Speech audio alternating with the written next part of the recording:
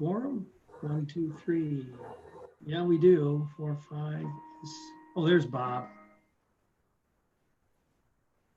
Oh, I'm not recording yet. It's not showing up on my, well, it's supposed to be live streaming. It says it is on my computer. I Well, don't know what. I'm talking about our website. Oh, District. Board There home. could be a lag. It's not coming up. okay. I made Mike a alternate host. It's showing that you're recording and you're live. Oh, but it's not showing up on my. Oh, now it shows that it is. Hang on a second. Yeah, now we're okay. I'm good. Okay, thank you very much. Then I will call the meeting of the North Syracuse Board of Education to order. And could everybody please join me in the Pledge of Allegiance?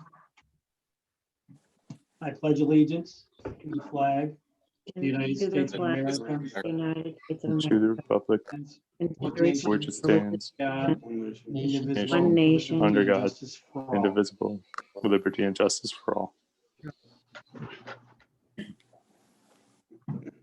Okay, thank you. And Ms. McDonald is excused today. She may still. She did message me today and she's doing a bit better. I'd like to begin with our moment of silence for the following. Robert J. Maloney, Sr., a retiree of the North Syracuse Central School District. John S. Kampf III, a former teacher in the North Syracuse Central School District. William C. Simmons, a graduate of the North Syracuse Central School District, and Wesley H. Frawley Jr., a retiree of the North Syracuse Central School District.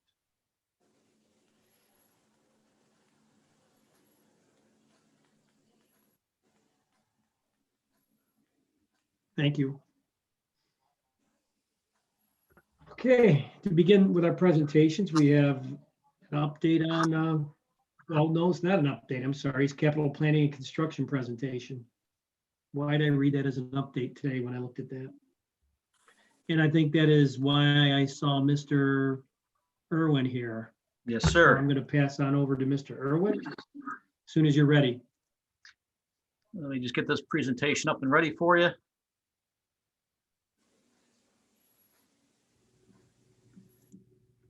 There we go. Everybody see that okay? Yes, sir. Yep. All right, fantastic. So I've kind of changed the format up a little bit because we've got so much going on. So not only are we going to cover what's going on at Bear Road, but we're going to touch on a little bit about the status of our building condition survey and some of the other projects that we have going on across the district. So I'm gonna break it into 3 pieces here. And I'll stop after each section so you guys can ask any questions if you have anything along the way. Okay. First of all, work in progress at Bear Road. You can see some pictures here. The framing and the drywall are going up in the kindergarten wing.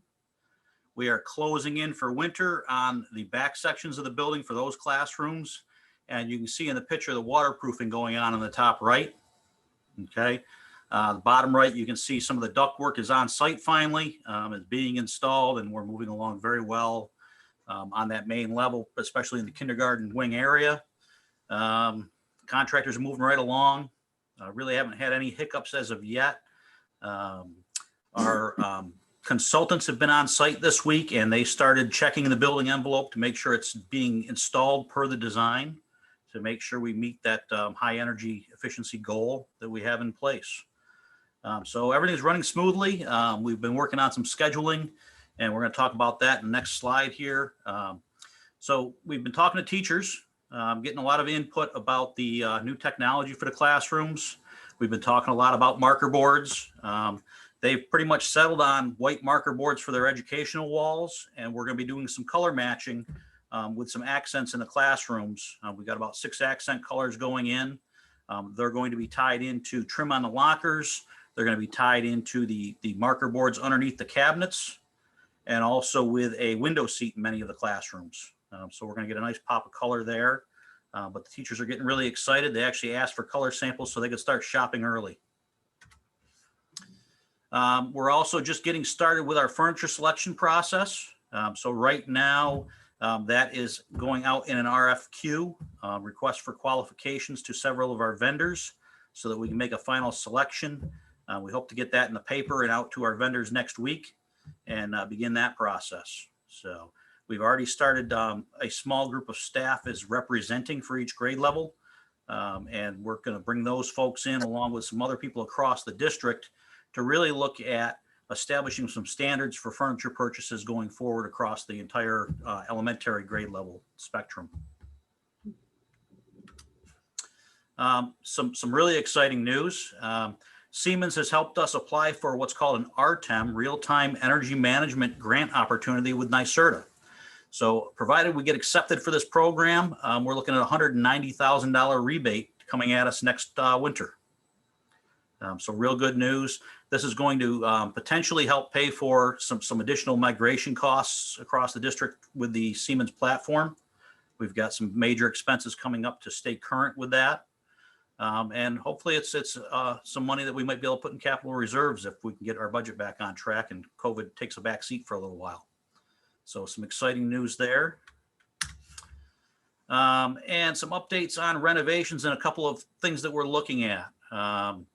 So we talked earlier in the year about the fact that the bus loop was a little bit tight for the turnaround. We looked at some alternatives with the drivers. This is one of the alternatives that we looked at, was widening the walk path around the property. So what this image in the red sketch shows you is a 16-foot wide roadway to allow the buses to queue up to get out to Bear Road. What that involved was extending the pavement, the dark gray area, by the basketball court a little bit and moving the playground a little bit south and repositioning our storage building just a little bit to allow for that roadway. We were able to maintain the entire intent of the design of the playground without any problem. We had plenty of space, so there was really no change to its design. The picture on the right, you'll see the swings are separated from the main playground by a sidewalk. Rather than have the paved path, the architects have now included a sidewalk around the swing set to continue that pathway for the kids to have a walk path without getting into the parking lot area as well. And I believe that takes care of Bear Road. So if there's any questions about progress on Bear Road, I'm here to answer them. Any questions, anyone? I thought it looked good though, Matt. Thank you. Okay, well, thank you.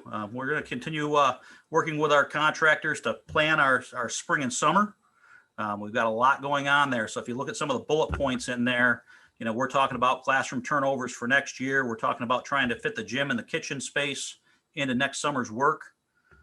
We're trying to maintain playground access as much as we possibly can. There is going to be a little bit of time in the spring where we don't have access to the playground. And we're working to balance that between the two school years, depending on what happens with COVID.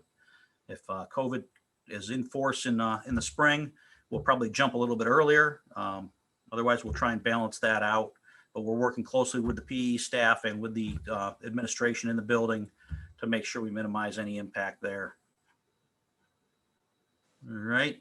When we talk about the building condition survey, the building condition survey is a component of master planning. So I wanted to show you guys this slide just to kind of put it in perspective. Master planning involves all of these segments that I've identified. The building condition survey primarily is physical site data. Okay, it's the real conditions of the building. We do capture a little bit of the educational vision and a little bit of stakeholder input along the way, but this is really the nuts and bolts of the current condition of the buildings. Okay, so that's what we talk about when we talk about the building condition survey. Right now, 9 of 11 buildings have been reviewed. When I say reviewed, we've met with the maintenance team, we've met with the head custodian, we've met with building leadership. Okay. From there, the architects and engineers are all scrambling and going out to all these different locations, gathering all the information and updating the current reports. From there, we will go and we will talk to athletics. We will talk to the administrative directors and the cabinet. We will talk with the nurses. We will talk with a few different specialty groups, the drama club or the fine arts programs, to really see how their spaces are working for them today and see if there's any improvements needed. And then we'll do a little bit in the way of a quick look at extracurricular needs to make sure that we're in good shape there. From there, they'll get our draft report out here at the end of the year, and we'll have the nuts and bolts of our building conditions survey to meet state ed requirements. From there, we're actually taking this a step further, and we're going to do some master planning. So we're going to really take this building conditions survey and work over the next year to roll this up into a much larger picture of much broader picture of what our needs are as a district. Again, along the way, we're picking up another grant opportunity, this time with IBC Engineering. They're working very closely with us, and we've actually been approved for this grant. So this is about $117,000 that'll come off of our building condition survey expenses and that long-range master planning expense. And this is really a energy model being constructed for each of our facilities. And what an energy model is it's a digital representation of our building that we can run through 365 days of the year through different solar heat gain and loss calculations, different angles of sun coming into the building. We can look at all the different aspects of what's happening to the energy consumption in the building. So we can change the window glazing, we can put sunshades on the building, we can change the insulation factor on the walls or roof, and we can see what impact that's going to have financially for us in the long term. So this is going to be a powerful tool going forward for us to really assess where we best spend our money, whether it's insulation on the roof or the walls, whether it's a new heating system or a repair of something along those lines. So any questions on the building condition survey? I have a question. Sure. Matt, is there going to be some way to prioritize all the areas that are identified? There is. The building condition survey itself will prioritize based on health and safety and the aging of the different assets across the building platforms. The long-range master planning tool that we're going to develop from this is going to take that a step further and factor in some of our educational goals and desires, some of more of our wants than our needs, Right. and factor them in as well. So when we get done, we should have a good representation for each building. And hopefully we'll be able to roll that up and actually have a prioritization as to where we focus first across the district. I kind of envision that initially we're probably going to be looking at a project here, maybe next December, going out for referendum, just to address some immediate needs while we go down this path of long range planning and really build out those priorities and have those conversations, because that's a lot of work.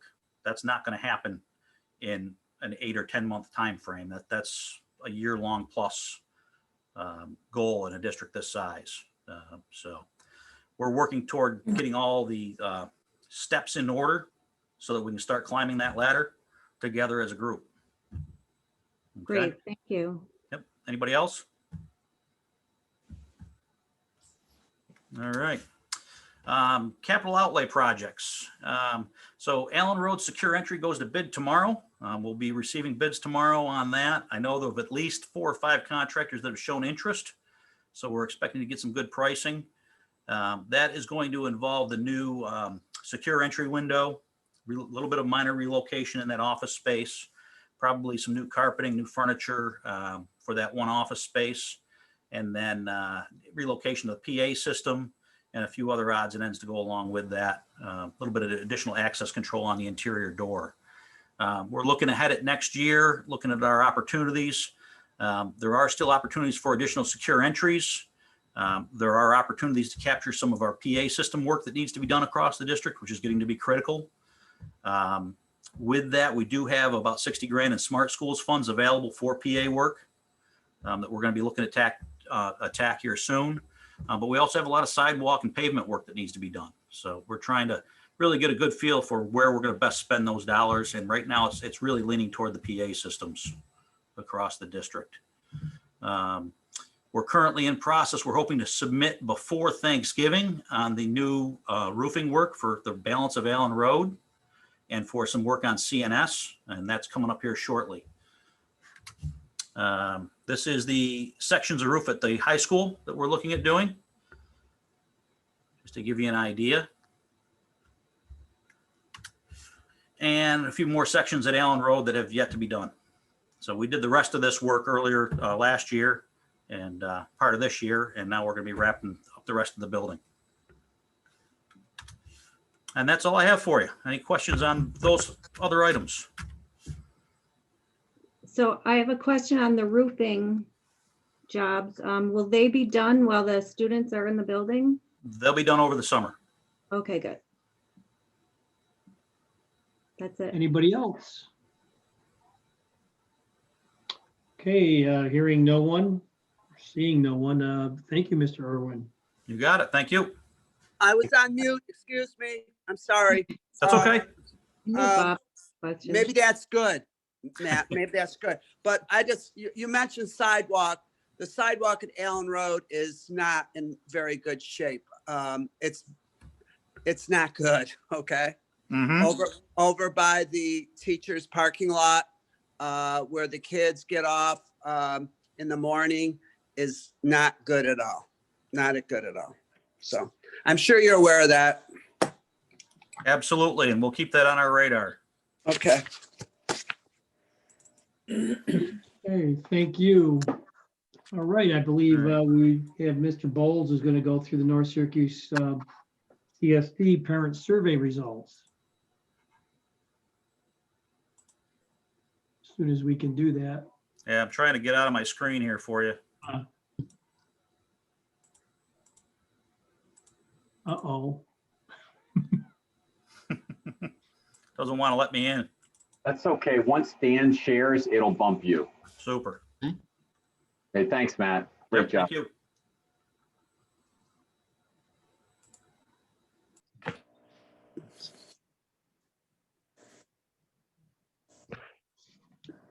Okay.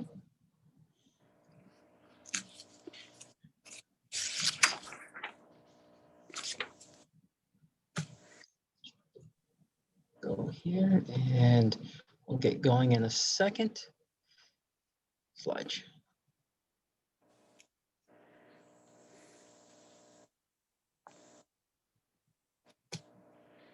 Okay, going here. We'll start with the first one here. Okay. Can everyone see that? Mm-hmm. Okay, Yes, sir. so we had a parent survey that we had open from October 23rd through October 30th.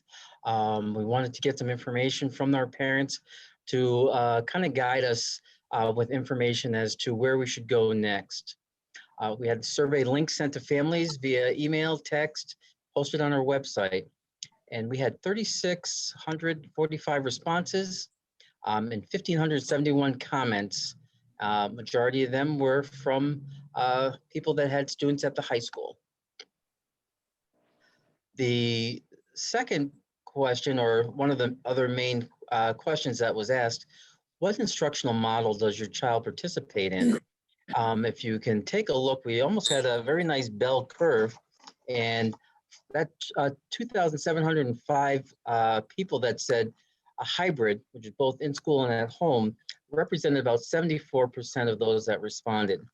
The 825 that are fully remote represented about 22%. But when we break down, when we have all the students that are listed, we're about 70-30. We have about 30% of our students that are remote and 70% are hybrid. So this question here, and I do want to stop and just back up a second, because not only did we survey parents, but we've also surveyed teachers. Their information ended this past, I think, November 2nd, and they provided us with a plethora of information that was very telling. And it really coincides to information that we did have. But again, I'll be sharing that with the board next Monday at the board meeting as far as the information from the teachers. And two of the biggest things were having enough time to do all the things that are necessary was just overwhelming, where there's much more time needed to do the instructional portions of both hybrid as well as remote, and having the opportunity to try to find time for PD. So with this question, we asked, what forms of teacher communication do the parents prefer? And overwhelmingly, on the far left, about 68% talked about weekly schedules. And what, as you dig deeper, the weekly schedule help the student and the parent really set up their week to organize them. And so we're finding that that's working really well for parents. Many parents do like email messages because they can kind of get them at any given time. And two of the other ones were using the Remind as far as updating parents and students about their assignments. And the other is weekly summaries from Google Classroom.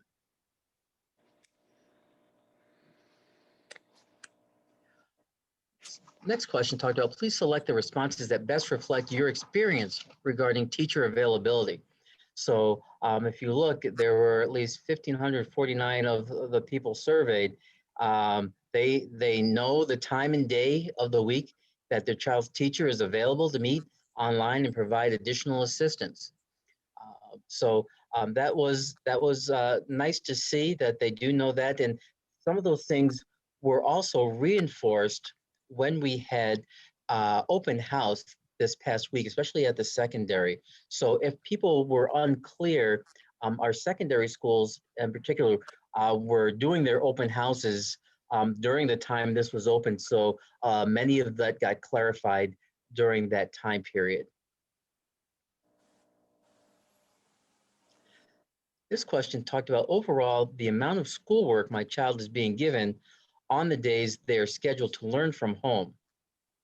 As you can see, there's a portion that talks about there may be too much, and that represents maybe about 19% of those that responded. The middle one talks about is an appropriate amount, and that represented about 54% of those that responded, and then about 11% of those responded that there was too little. So you do have a nicer bell curve again with this question. This question talked about select the item that best reflects your response to the following statement. The work assigned to be completed at home has been clearly explained and can be understood by my child. So if you take a look, you have some strongly agree and agree. Between those two, that represents about 60% of those that responded. And then you have another group down that talks about disagree, strongly disagree. When you start looking at the comments, sometimes there are assignments that the parent is needing to help clarify with students. The more they are interacting and chiming in to get extra help and be engaged, that's the clarification that the teachers are able to provide. We're finding if students are not engaging, then that causes that rift there.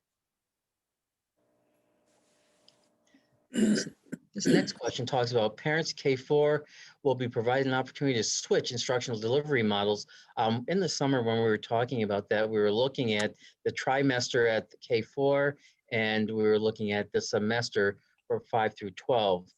If you look to the far right, 2,733 people out of the 3,645 said they want to maintain the same instructional delivery model. So if they chose hybrid, they want to stay there. If they chose remote, they want to stay there.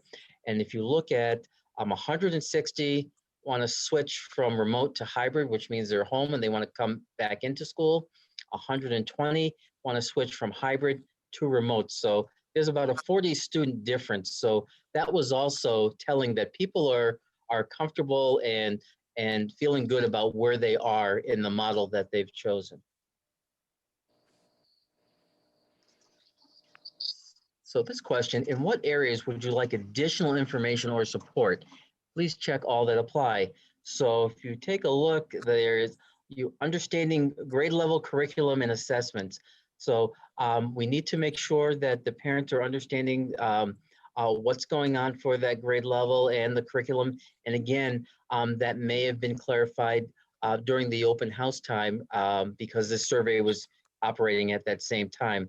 But the next one is really telling, and we continue to stress that, and parents want information, social emotional learning strategies to be implemented at home.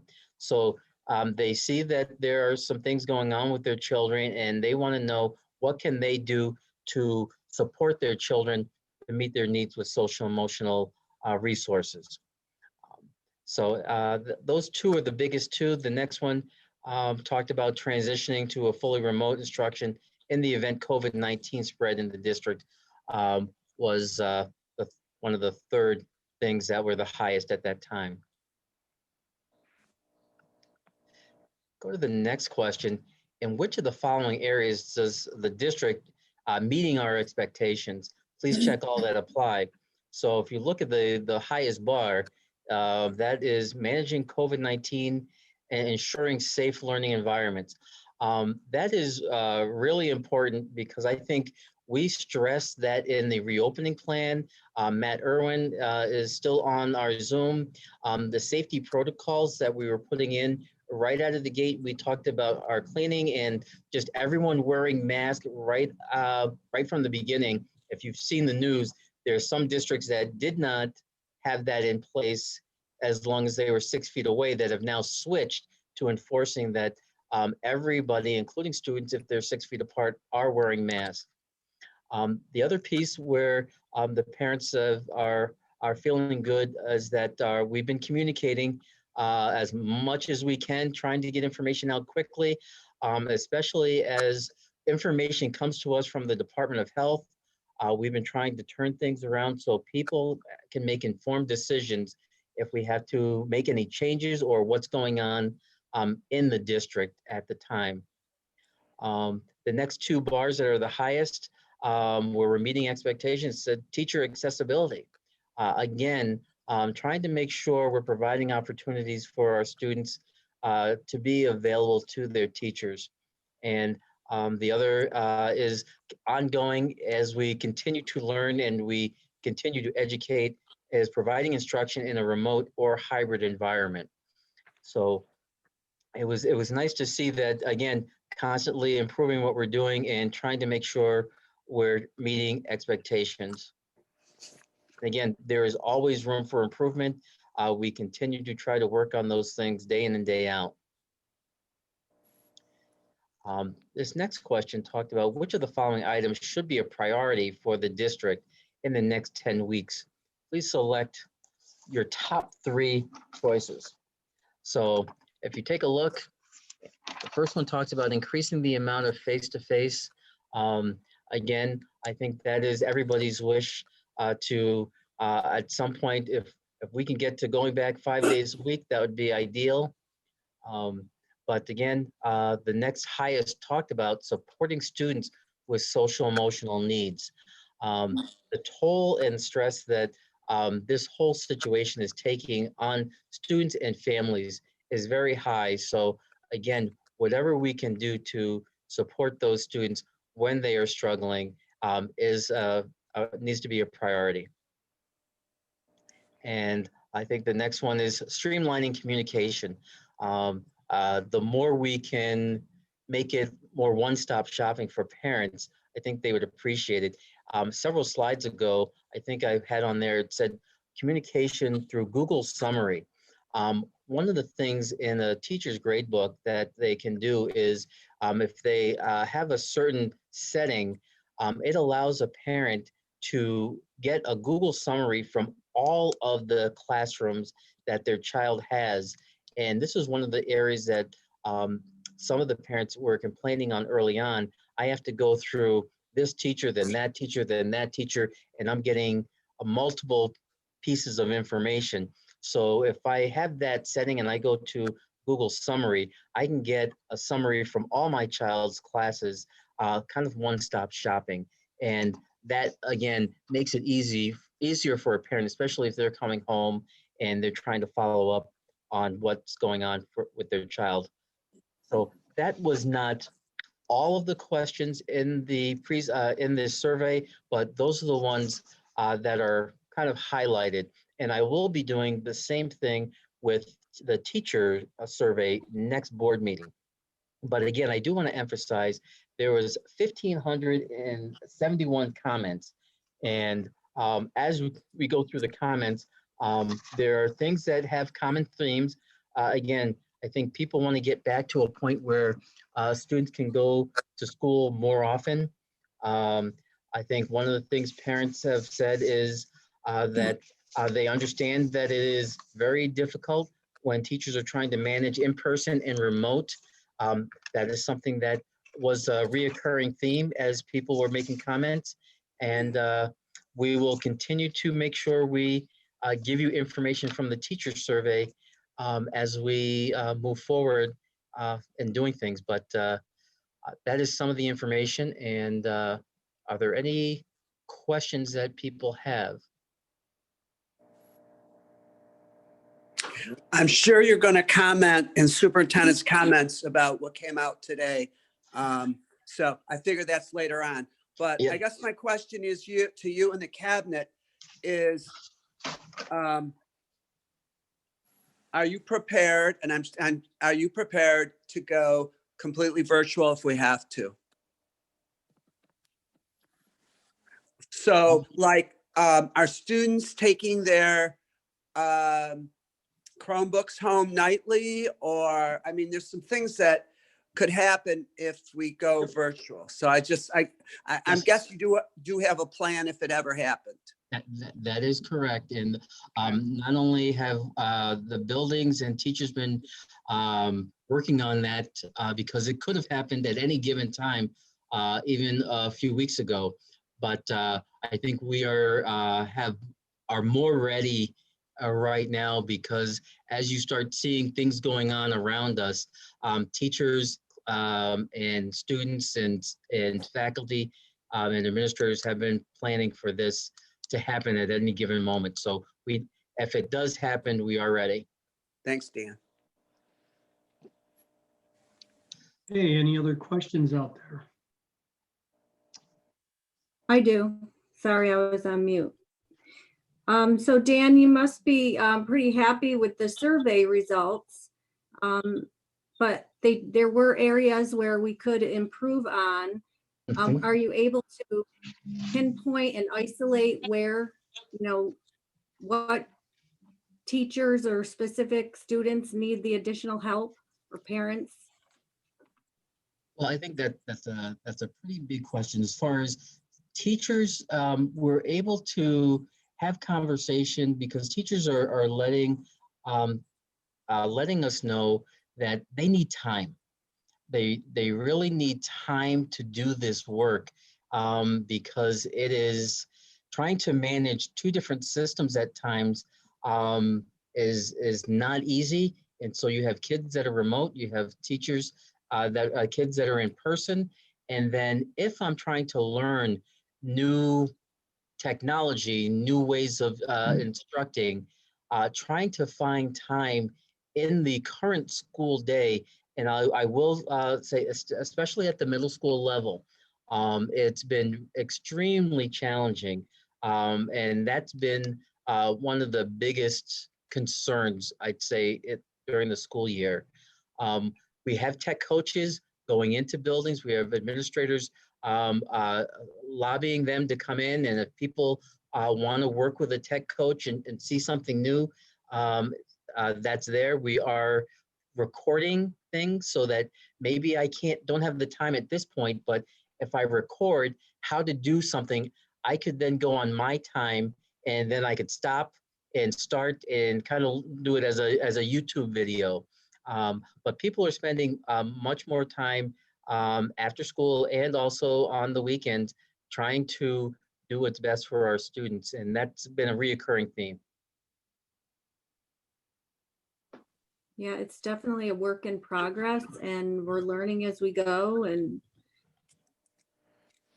we appreciate everything that you're doing. But we also heard the struggles from parents at that last board meeting where we did have parents come in and speak. So we have to keep that in focus as well. Yes. Anybody else? Okay, I'm going to move to the Board of Education Committee reports. I don't believe there's anything new, but I'll go around anyway and just check. Mrs. Scanlon? So we're having our policy committee meeting tomorrow night at 5 o'clock via Zoom meeting. So, Okay, thank you. And Mr. Crabtree, I think we're coming up soon on the meeting. Right, and it'll be virtual and it'll be on the 18th at 5. Okay. A lot of important topics on that one, as you know, Bob. Yeah, well, so the reason I canceled it the last month is that the election was going on and I really felt that we're at a stagnant, we're at a point where nothing's decided. I think things will be decided now and we'll be able to move forward. Okay, thank you. I don't like to be honest, I don't like to have meetings if they're not fruitful. No, I absolutely agree with you. Absolutely. No, I think it's fine. And I just hope we have some movement there. I mean, that's critical. Obviously, everybody's probably glanced at the Friday letter and Right. that puts in the light of, federal Yep. funding is key. Okay, superintendent comments, Mr. Bowles. Okay, well, thank you.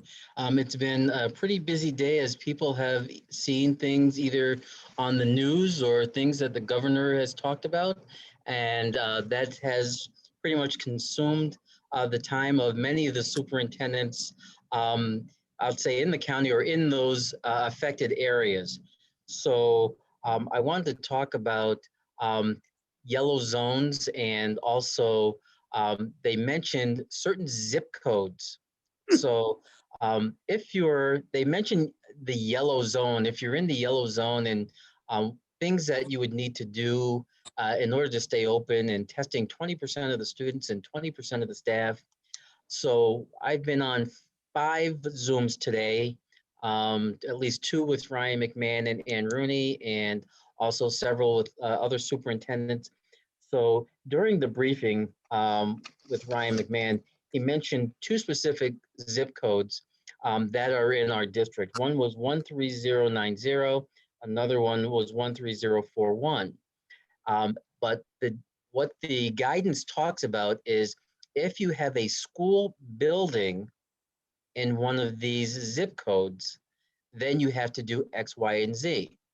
Well, if you go through the listing of all of our buildings and their zip codes, we have students that live in some of these zip codes, but none of our buildings reside in these zip codes. So again, I asked the question twice in our second conversation with Ryan McMahon.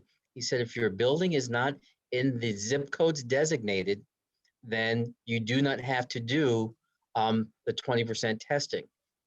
So that was a little bit of a relief, but the one thing that is, we are on the bubble, and Ryan McMahon clearly said our area is on the bubble. And right now it seems like many of the people that are getting tested in the areas tend to be symptomatic.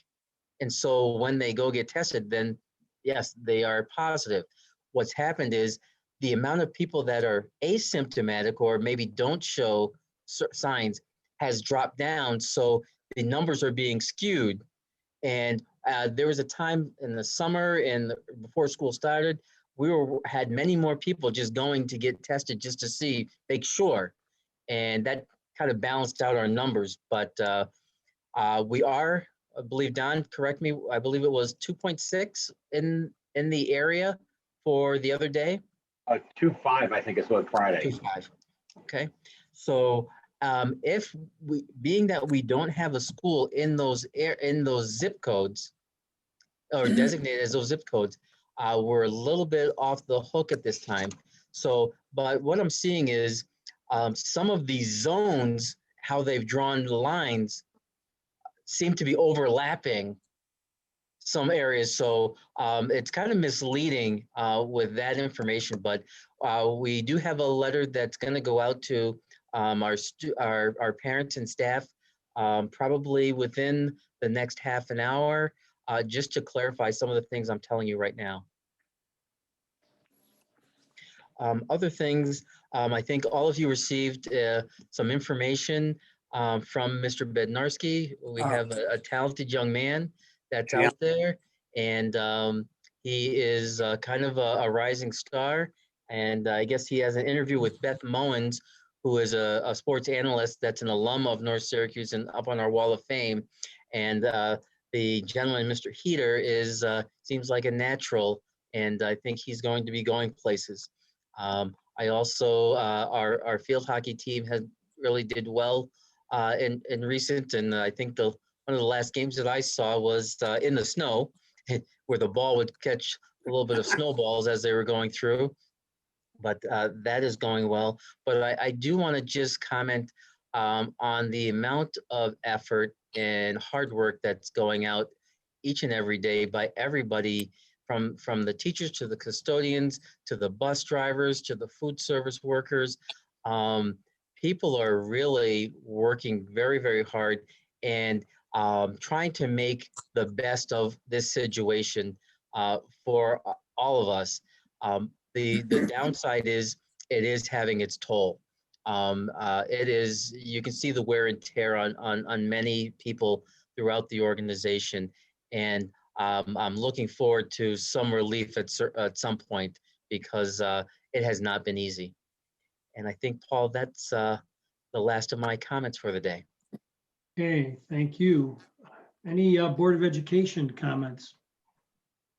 Just to piggyback on what Dan said, here we go. Connie sent us that YouTube, everybody needs to see it.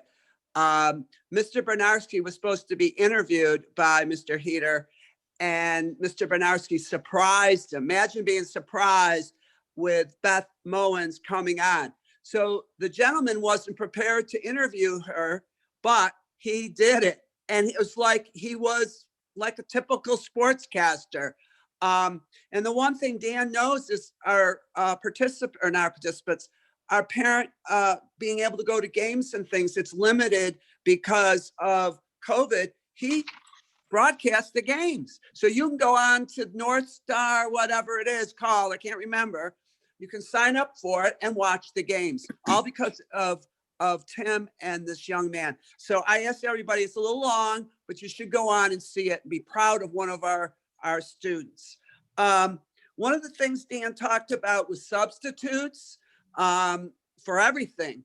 I know COVID is dangerous, but I was wondering if maybe you should write a letter or send a letter out to our retirees. I think many retirees might jump at it if you're in need of substitutes with COVID and so forth. I'm not sure, maybe they wouldn't, but it's just an idea.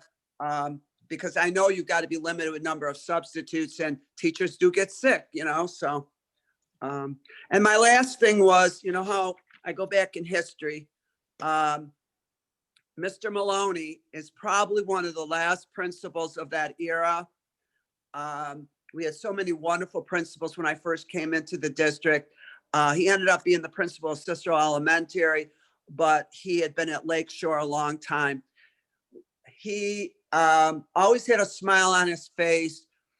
And what I observed was he was the child-centered principal. He cared about each and every one of the students. And if you go into his obituary and you go into what you would, it was really eye-opening to see the number of students that were in his school, 4th grade, 5th grade, that are still in our district and wrote wonderful pieces. I mean, that's what it's all about. And then the other gentleman I didn't realize passed away was John Cuff. And he was a middle school teacher at Roxborough when I was teaching. And I know the students that went from my room there for science really enjoyed him. So there's a lot of history. Unfortunately, we're losing these people in our district. And we should honor them. So thank you.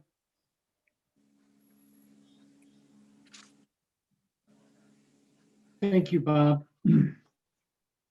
Okay, on to the routine action items.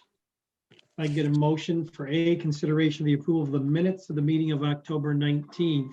A motion from George, seconded by, somebody give me a wave there.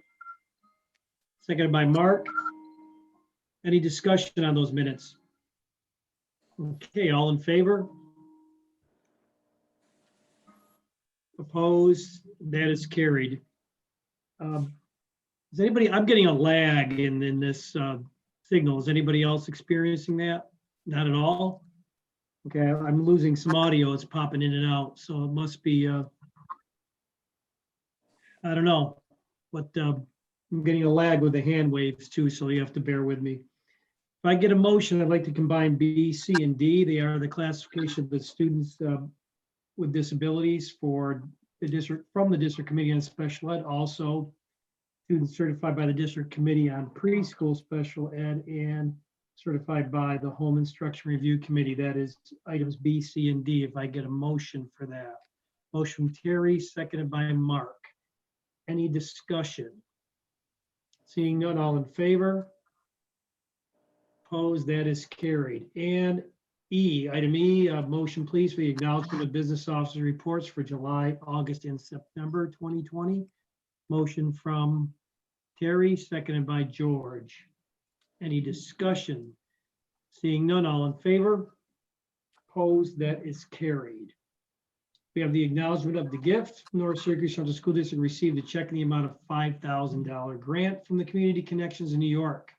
It was awarded to implement the PEDALS model in North Syracuse Early Education Program. If I could get a motion for that, item A, acknowledgement of the gift. Motion from Mr. Thorne, second from Ms. Scanlon.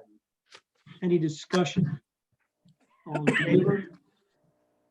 Opposed? That is carried. A motion, please, for B, resolution authorizing the North Syracuse Central School District into a boundary line agreement. Motion, please.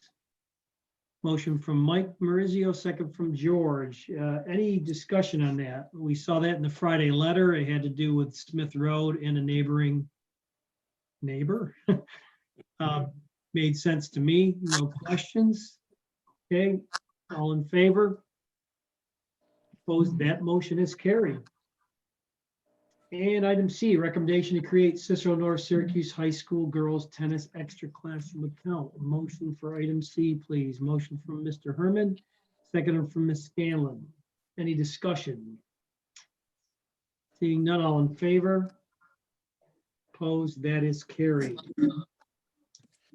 Item D, please, a motion for the surplus of our non-marketable equipment. Motion from Ms. Kruger, second from Mr. Harrington.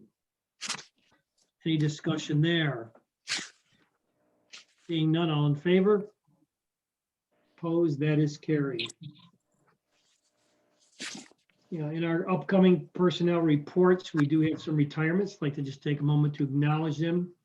We have Mary Hewitt, teaching assistant, retires in 40.5 years of service. Timothy Flanagan, custodial worker 1, retires with 17.5 years of service. And Anne Marie Worksman, school nurse, retires with 20.3 years of service. So if I can get a motion for instructional personnel report A, please. Motion from Ms. Kruger, seconded from Mr. Thorne. Any discussion on any of the items in there? No. Seeing none, all in favor? Opposed? That is carried.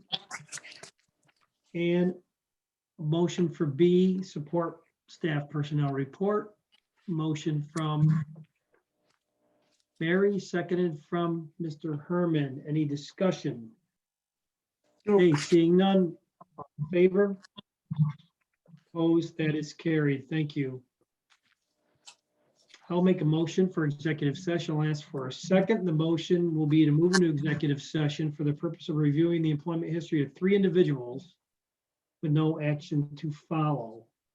Can I get a second? Second from Ms. Marizio. Any discussion? All in favor? Opposed, that is carried.